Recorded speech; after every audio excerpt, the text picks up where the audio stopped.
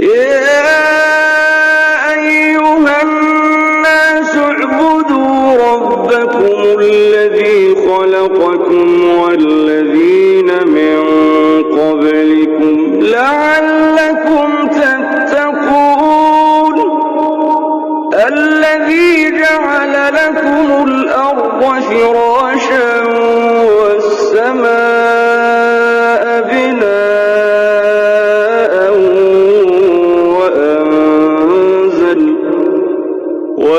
وأنزل من السماء ماء فأخرج به من الثمرات رزقا لكم فلا تجعلوا لله أندادا وأنتم تعلمون وإن كنتم في ريب مما نزلنا على عبدنا فأتوا بسورة من مثله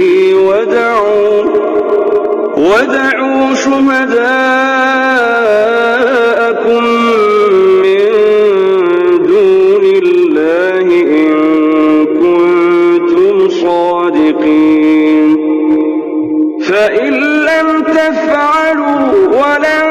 تفعلوا فاتقوا النار التي وقودها الناس والحجارة أعدت للكافرين وبشر الذين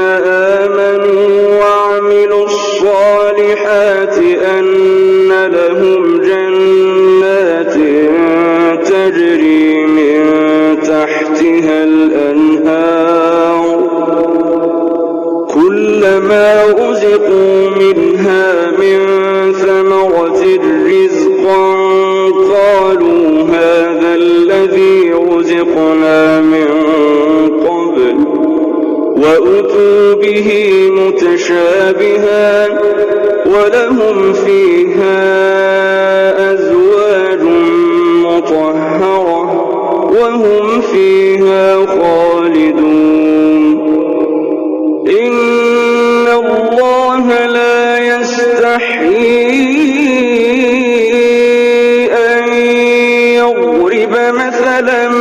ما بعوضة فما فوقها فأما الذين آمنوا فيعلمون أنه الحق من ربهم وأما الذين كفروا فيقولون ماذا أراد الله بهذا مثلا يضل به كثيرا ويهدي به كثيرا وما يضل به إلا الفاسقين الذين ينقضون عهد الله من بعد ميثاقه ويقطعون ما أمر الله به أن يوصل ويفسدون في الأرض أولئك هم الخاسرون كيف تكفرون بالله وكنتم أمواتا